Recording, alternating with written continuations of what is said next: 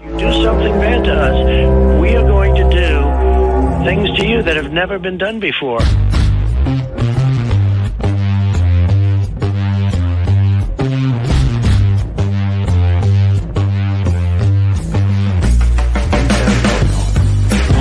the f*** is that, dude?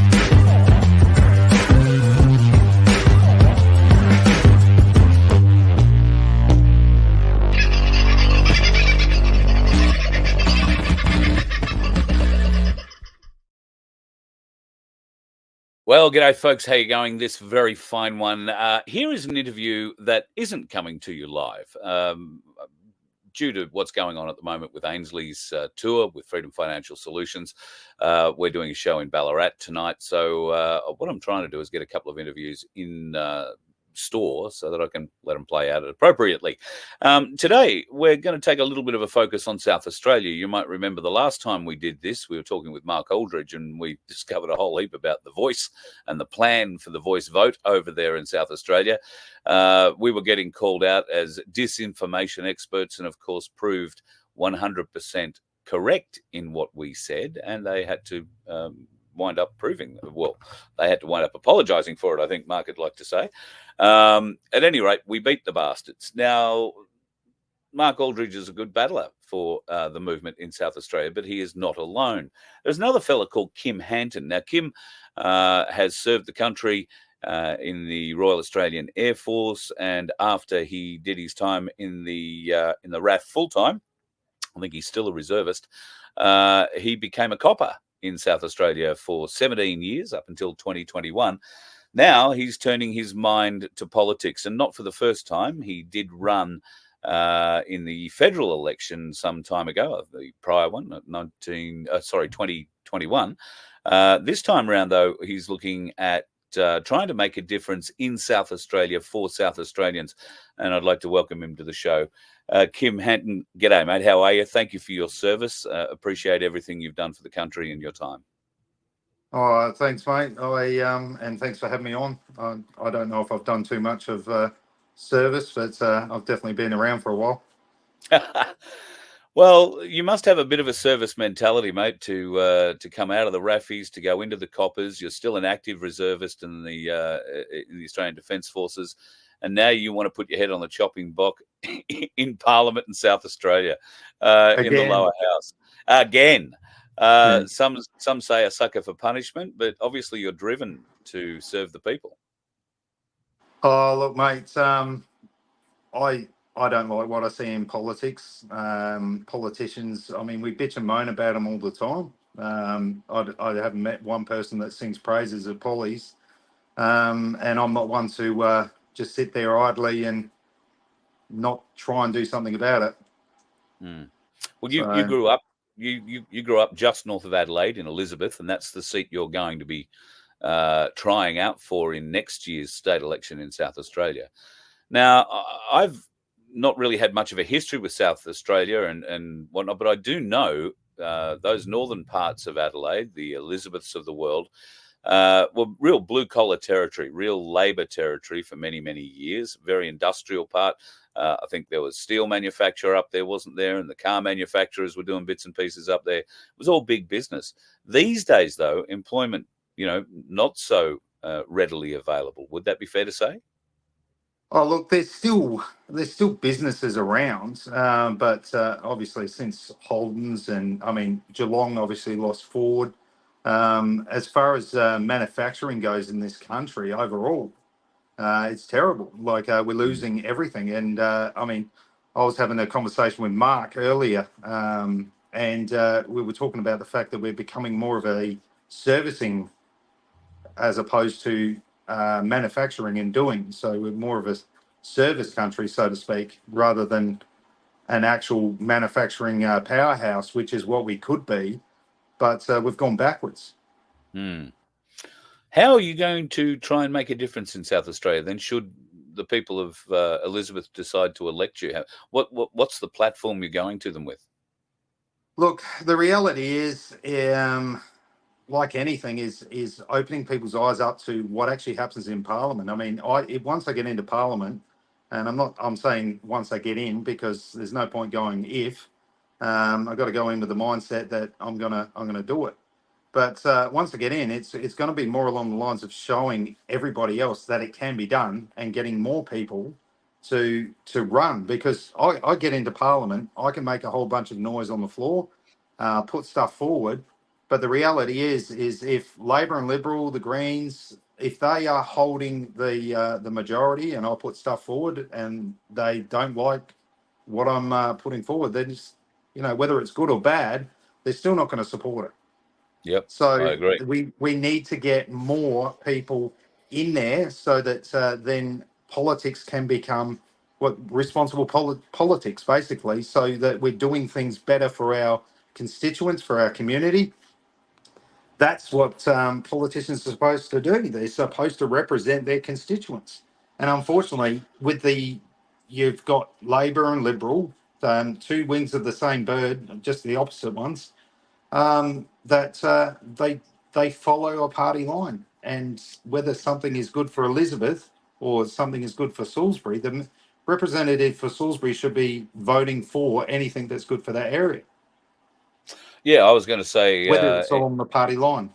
yeah, if it benefits the area, and by Sorry, area, mate, the phone's moving a little bit, so by crossover seats, the Salisbury's, the Elizabeths, that sort of thing.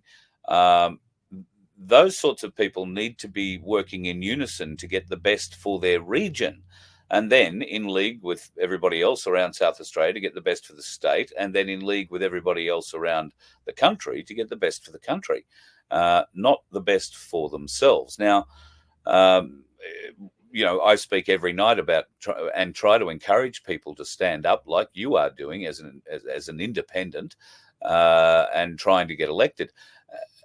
What's the result of this conversation when you have it with other people? There's no point in having this conversation with other people in the Elizabeth electorate, for instance, because you're going to stand there as the independent with this sort of mindset. How do you get them to stand up in the one next door, and the one beside that, and the one after that?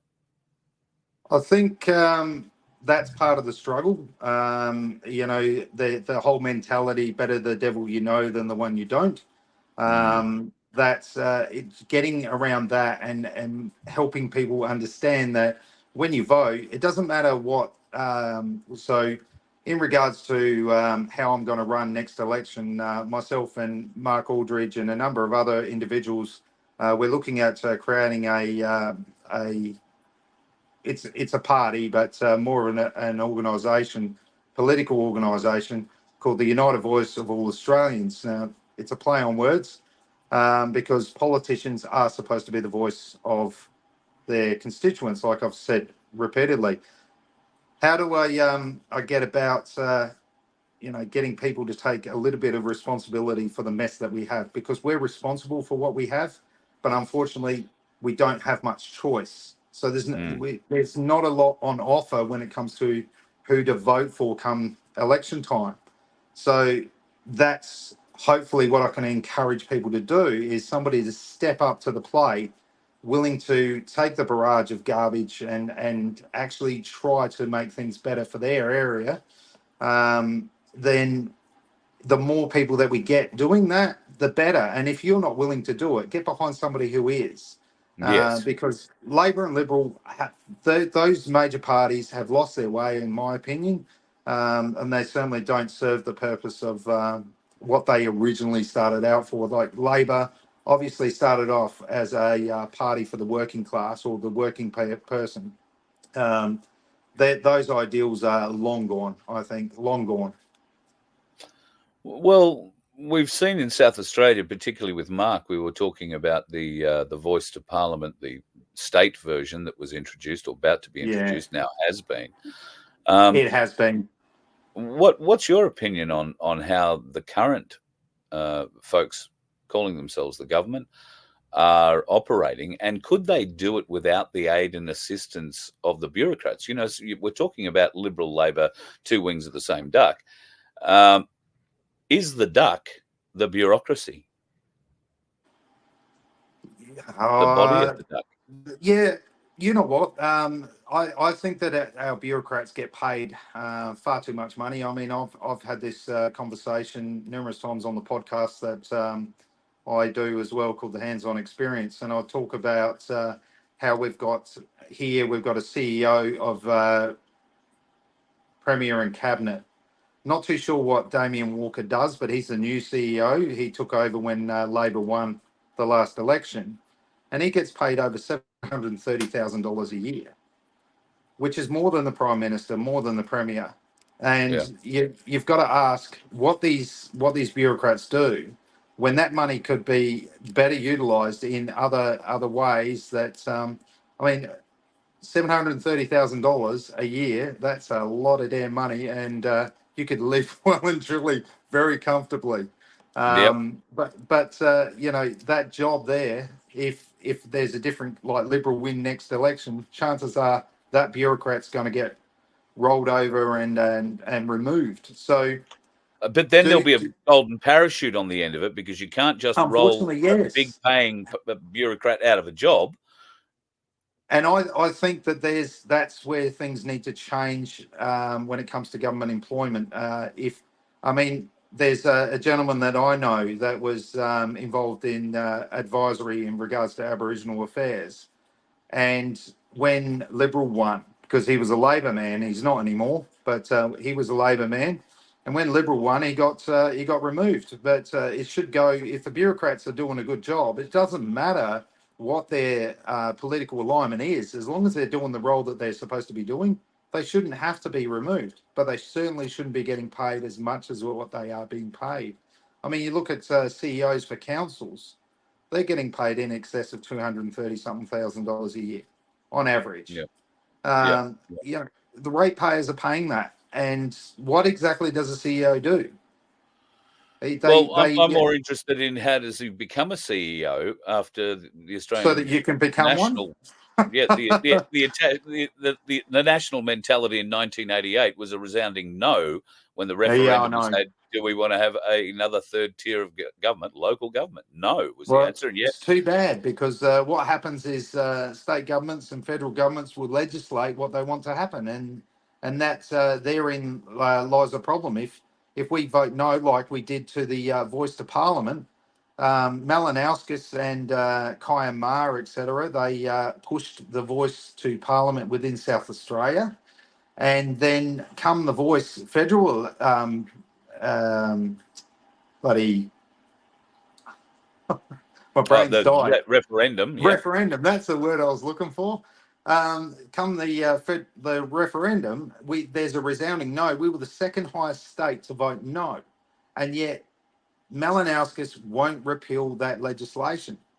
The benefit of getting people into the lower house and the upper house within South Australia is, once we get enough people in there, I mean, Sarah Game is against it, which is great, One Nation, but she's only one voice within the Parliament. Literally, probably the only one voice within the upper house of reason. So we get more people like her, more people like myself into the lower house, upper house, then we can repeal this legislation, get rid of it, and start looking at repairing all the other garbage that's come into play whilst we aren't paying attention. We're talking with Kim Hanton, who's running in the 2025 South Australian state election for a lower house seat, the seat of Elizabeth. Kim, should you get elected, and let's say we were able to get enough independent but like-minded people elected, let's call it a loose coalition, can form a government, where would you see the priorities immediately, outside of repealing some of those things that you've already mentioned? How would you kickstart the state again? Sorry, mate, I'm just going to have a quick drink of coffee. No, that's all good. I understand. South Australia, of course, has a rich history in all sorts of areas, from farming and animals and sandstone and wine and beef and everything else, military, big, deep, very deep military past as well. So how do you revive the state now that it's lost its industry?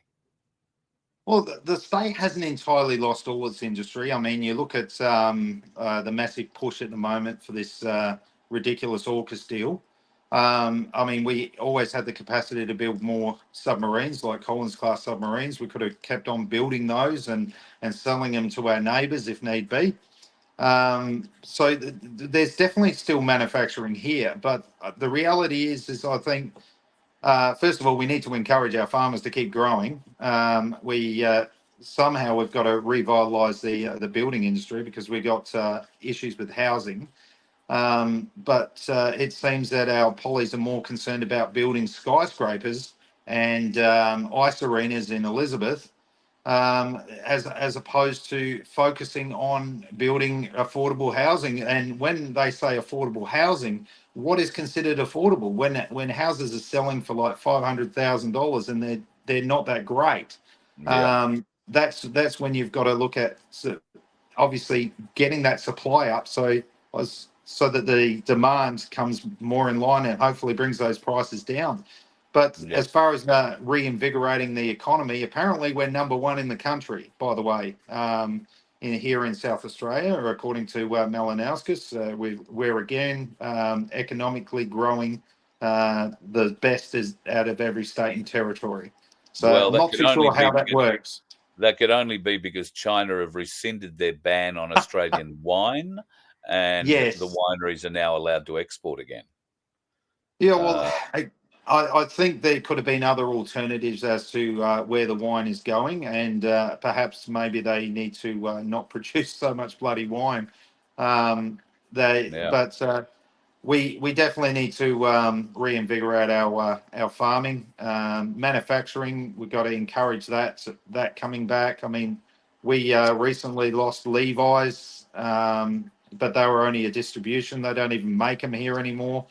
So there's a lot of industry that is going bust. I mean, you look at how many building companies are going bust, and like I said, we've got a housing crisis, yet building companies are going bust. There's something horribly Yeah. wrong. Do I know what the solution is? No, but I would certainly be connecting with people who do have ideas, because you can't have all the ideas. Like you're not going to know everything. No. You need to, I think, get out there and get on the ground and talk to the people that are doing the jobs and getting dirty doing them, to figure out how or come up with alternative solutions to those problems. So I reckon you should be approaching the family that have the chocolate making family that have just reintroduced pollywaffles. The battle that they have had, South Australian family, the battle that they polywaffles, have had to be able to reintroduce pollywaffles to the Australian confectionery market has been unbelievable. But I their didn't know tenacity. anything about it. Nothing Oh about yeah, it. I think it's Hoadley's that the South Australian chocolatiers who have owned the rights to the polywaffle now for must be more than 10 years. I want to say 15, even 20 years. But there was no machinery left to produce them. They had to go back and try and figure out the right manufacturing process. It has been a long and difficult one. There's been fights and arguments with people overseas or companies overseas about all of this. And I just think they're a great Australian family-owned company that is battling to bring back something truly Australian rather than just fall in line with what's being made overseas. And I think Well, that's kind of ridiculous that they have to fight just to bring back a bloody chocolate bar. Not that I'm oh a well, massive fan of chocolate bars, but you know. yep, I know it's Well, weird, but then I again, remember we throwing also sold. polywaffles in pools and Chico, like those, what was those cicados. Yeah, yeah. Well, we've You got to remember remember we those? also sold Vegemite to Kraft, an American company. So Yeah, true. before Bega got it back. So yeah, there is that. So obviously, encouraging growth in South Australia in all its facets, whether it be industrial, um, tourism, or farming, or whatever, would play an important role in helping the state get back on its feet. I remember a campaign, must be over 20 years ago now. It enticed me to come and move to Adelaide, and I wound up spending 4 or 5 years there. It was a great time. A great town, a really beautiful town. as they say, the city of churches. But South Australia itself is a magnificent state, and we have obviously some very dear friends to the program there. Tim Dwyer and his lovely wife Corinne. Vince, of course, comes from South Australia. Karen and co down south in Victor Harbour, and everybody through Noarlunga, my place. We've You're got a quite a southern large. boy, were you? Yeah, well, when I lived in Adelaide, I was actually in North Adelaide, and then briefly down the southern end, down near the racecourse there for a while. But yeah, I was working at Triple M in Adelaide during that period, doing all sorts of strange, weird, and wonderful things, including a short period of time as a night announcer called Suzanne, the music director, where people were believing that I was a female. How'd you pull that off? Well, we told them that I was a female, but I had a voice like this because I was a music director who smoked a lot of cigarettes and drank a lot of bourbon. Thank you, Phil Dowse. There'll be many people in South Australia who'll remember that name. Yeah, I have some very fun and fond memories of Adelaide, a marvellous town, and the state, absolutely beautiful. And I've got to be honest, I had never been to Mannum before until I went and had the H2 put on this bus, and I stayed in Mannum for a few days with Vince at the caravan park right on the Murray River, absolutely beautiful, and then had a good look at Gawler, and then went down south to Victor Harbour and spent a couple of days driving around down south down there. South Australia, truly beautiful. I'd really only ever seen the southeast corner, road. Oh, yeah. Then you go further north, mate, and you got the Flinders. I mean, we've got everything. Yeah. We got forest, we got hills, we got desert. Yep. It is so much to see here, and we definitely do have hopefully some chance of reinvigorating the industries that are here. And ensuring that companies like Santos pay their fair share in tax, because they call Adelaide home too. Funnily enough, Peter Malinowskis's brother works for Santos. Is that right? Yeah.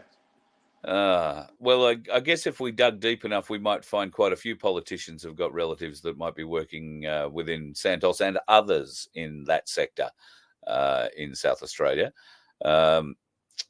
Law and order in South Australia is probably not as out of control as it seems to be in the Northern Territory at the moment, but still there are issues facing all Australian states and territories regarding law and order. Now, you've spent 17 years as a policeman, got out in 2021. Had you just had enough, or have you seen the way that the force was changing? Look, it's a bit of a long story. I'd had enough a long time ago. Probably 2017 was pretty much the pinnacle of me realising that me and Sapol were going to have to part ways. And then just prior to the end of 2021, I got suspended for an incident that occurred, or was it 2020? I'm losing track of it. No, it's 2020. I got suspended for an incident that occurred in the cells when I got punched in the face by a prisoner. And then Channel 7 ran with that one. They used some leaked footage. I don't really have a lot of respect for Channel 7 anymore. But they ran with that. Sapol and the DPP pursued that. And at that point, I've just gone, you know what? The money's not worth it. Like, don't get me wrong, it's a great job. It's very rewarding in a lot of ways. But what you see, what you have to deal with on a regular basis, it takes its toll. And I spent most of my time out of that 17 years on the road. And and I was very active. So I don't think you'll find too many people within Sapol say I was lazy, because I certainly wasn't. In fact, I think I worked harder than pretty much most of them. And I was good at my job. So it was just time for me to go. I didn't want to be there anymore. So, and then I decided that I'm going to go for politics. So go figure. I leave one job because I, had enough, and then decided to jump into another sinking ship, I guess. I was going to put it a different way. You left one job for being punched in the face to go and apply for another one to get kicked in the ass. Do you know what? Our politicians need a good kick in the ass, and that's the problem. They've Yep. forgotten who is in charge, and it's not them. It's Yep. it's the constituents, and that's what I hope that when I do get in, I'm going to open the doors and let people know what I do on a day-to-day basis, and let them know what's going on. Because ask most people, what does your local poly do? What have they done? And most of them will stare at you with a blank stare because they don't know. Yeah. And that's what I hope What change have you to made? change. Yeah. What Yeah. betterment have you made to our community? Well, the current member of Absolutely. Elizabeth, Lee Odenwater, I tried to interview him. Like I said, I do a podcast, and I tried to interview him, and he wouldn't have a bar of it. He wouldn't even talk to me. So Yeah. couldn't interview him to ask him what he does, and what has he done. And if your local member is not contactable or not reachable, they're not doing their job. Yep. I agree. If you don't want to be contacted, you don't want to be reached, and you don't want to be held accountable for what you're doing, don't do the job. Step aside, let someone else do it that will. Before I let you go, I've got to ask you one last question. Given that you've got a career in the Defence Forces and a career in the military, are you a Freemason? Do you know what? You're not the first person to ask me that. I bet. Johnny Q, shout out to him if he happens to listen to this, from South Australia. He's down south. I see, to be perfectly honest, I didn't actually take the Freemasons seriously in regards to their existence and all that sort of stuff. I just thought it was some kooky bloody thing. But funnily enough, there are Freemasons in the coppers. I know because I got invited to a Masonic hall by one of my partners when I was working at Holden Hill. I never partook in that invitation, but I don't know too much about what goes on, but I can tell you the guy that invited me along is definitely not in a position of power or anything like that. So. No, not a Freemason, and I couldn't imagine anything worse than hanging out with a bunch of guys in a hall, doing whatever the hell they do. So I prefer getting out on the jet ski or on the motorbike personally. So That's the spirit. Yep, that's the spirit. Some people like horses, but I don't like riding anything that has a brain of its own. It's look, horses. I've given horse riding a go with when I took my daughter doing it, and I can tell you, me and horse riding are not agreeable. I don't know how blokes do it. So I'll leave it at that. Ain't that the truth? All right. How can people learn more about your campaign? What are they going to do to try and help you win the seat of Elizabeth? And how, if they are interested, can you help them stand up in other seats around South Australia for the election next year? Well, myself and Mark Aldridge, and like I said, a number of other people, we're currently putting together the United Voice of All Australians. You can find us on Facebook. You can also find me on Facebook as Kim Hanton, South Australia. Don't try and add yourself to my personal page. I won't add you. You can also find me on TikTok and also the hands-on experience. So if you want to get in touch, you want assistance in running, or if you've got something to offer, once we start getting the party organised, we're going to be looking for members. There'll be a fee, just so that we can get some funds together to help promote the party and also promote the growth. But just one thing I want to point out as well, Carl, is with Anzac Day fast approaching as well.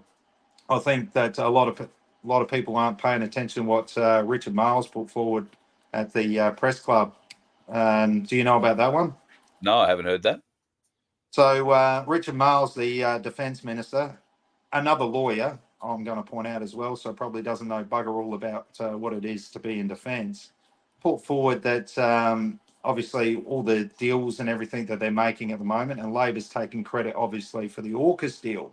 But the AUKUS deal was something that was orchestrated or commenced under the Morrison government. Now, obviously, Morrison is now working for the same people that were partially involved in I think it's Dino that he's working for, and also AGS, American something or other strategies. Now, what's his name? Richard Miles has put forward that apparently, because we can't recruit anybody here in the country, that we're apparently going to be looking abroad for recruits. When was the last time you saw a recruitment video or advert on TV for the Defence Force? Yeah. Long So, time ago. yeah, so it bothers me that the brass or the upper echelon aren't suggesting perhaps the minister put some funding into recruitment, because otherwise, what the hell are the recruiters doing? Anyway, I used to have a lot of experience with Defence Force recruiting. A lot of experience. yeah, In fact, most of the defence experience that I have had has come through recruiting. And I would help. Well, I used to help anywhere I could. I firmly believe in the Defence Forces and those serving with an honourable heart inside them. I realise that there are those who are not honourable, and unfortunately, they're the kind that get to become the decision makers and the brass, the shiny bums that sit behind the desks and are not actually out doing the grunt work. I have very little respect for policy makers like that. I have a lot of respect for warriors. And Look, the policies have to be there in order for the knuckle draggers, which is what I was. Like I was a grunt, and I'd do my time again more than happily. Although, dealing with DVA after you get injuries is a pain in the ass. But and it shouldn't be. It should be the easiest thing on earth. We should be looking after our people, especially when they get older and they're broken. But same as we should be looking after our members who are currently in.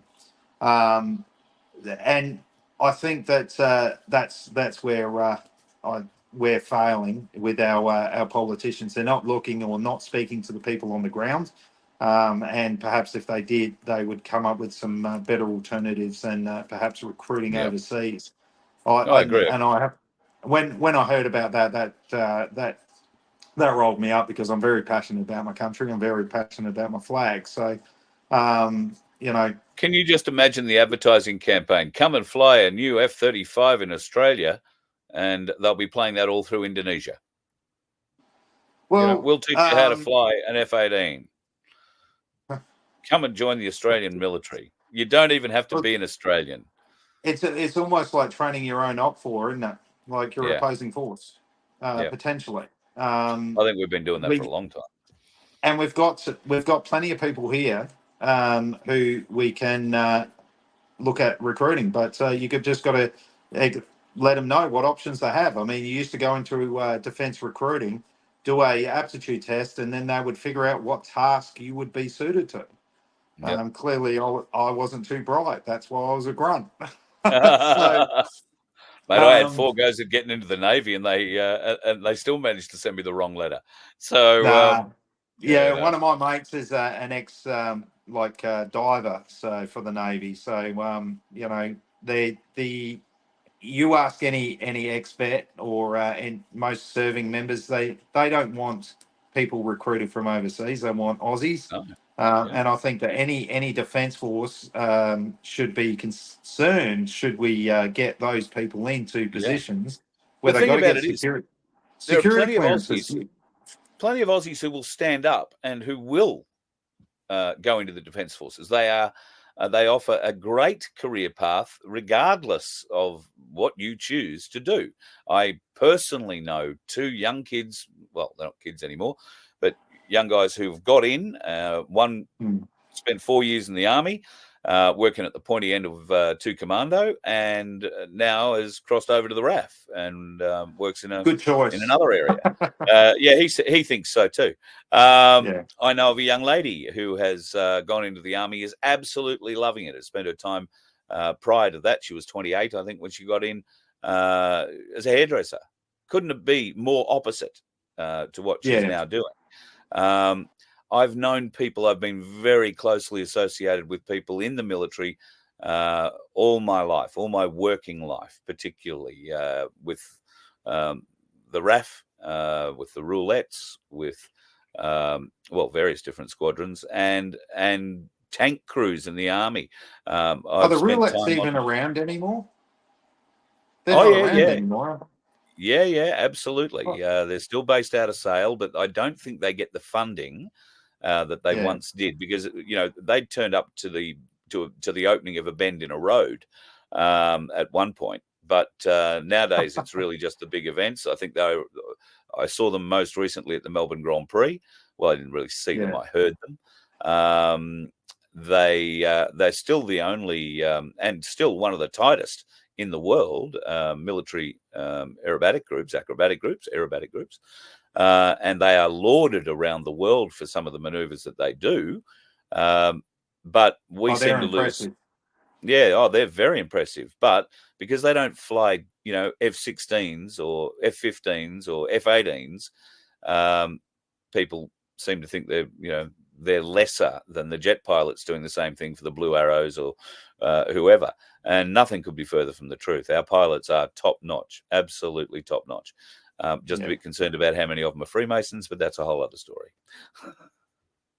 I don't know too many. Like I said, I only ever met one copper who was a Freemason, but he certainly told me there were others, or Masons as they call themselves. Yeah, But how many? I couldn't tell you. Like I said, I couldn't run any framing quicker from him, so yeah, I wasn't remotely interested. It's not my thing. Like I said, no, I'd rather hang out with a bunch of blokes on a bike ride, or out in the yeah, water, doing that sort of stuff. Not hanging out in the hall. yeah. So yeah, If, no. if you're gonna roll your pants leg up it so you can go into the creek to collect the fish you just caught. Oh mate, I don't catch fish. I feed them. So I'm an That's what I do environmentalist. too. Yeah, I'm an environmentalist when it comes to fishing. And I look at them when I go diving. That's that's about it. I don't That's catch them. about it. Good on you, mate. Well, look, Hopeless. best of luck in your attempts to gain the seat of Elizabeth in South Australia in 2025. We'll talk to you again in the lead up, and obviously people can get in contact with you through your Facebook and through that. Do you just want to plug the group again that you and Mark are putting together? So it's called the United Voice. Sorry, I'll start again. The United Voice of All Australians. We do have a Facebook page. Eventually, we're going to have a website as well.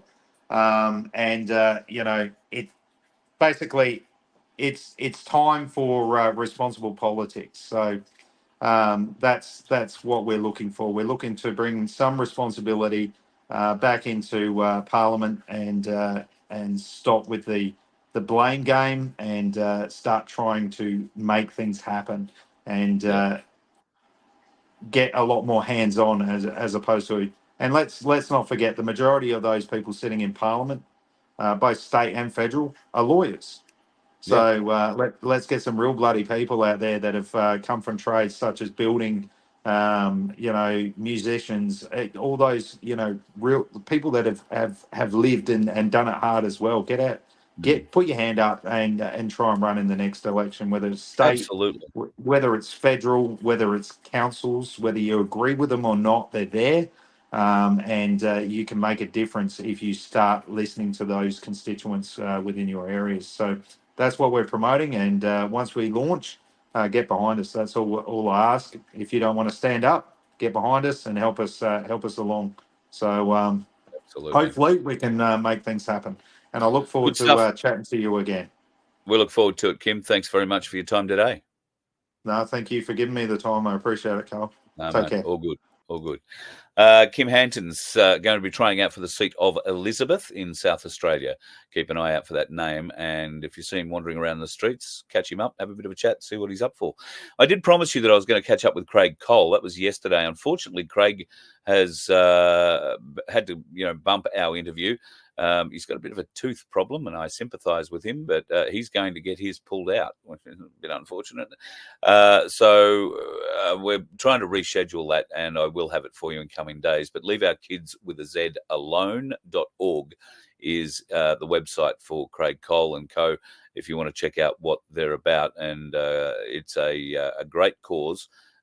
You will be horrified to learn some of the things you can on that website, and some of the things that we'll talk about with Craig will make that show strictly a Rumble only show, I suspect, because you Turtle do what they normally do when we start discussing things that they may have a different opinion on. Isn't that fun? All right, folks, I have to shoot off because there is a certain event tonight in Ballarat that requires my attendance, and well, I've got to go off and have a shower and get all beautified and put my suit on. If you are coming along tonight to the Ainsley Bullion and Freedom Financial Solutions event at the Oscars Hotel in Doveton Street in Ballarat, look forward to seeing you there. Come in for a meal beforehand. We would love to catch up, have a chat, and of course, David, the team from Ainsley, and Cass from Freedom Financial Solutions will be there to kick off the show from about 6:30.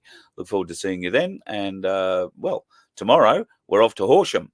At some stage tomorrow, we'll have Vince up for a bit of a chat as well.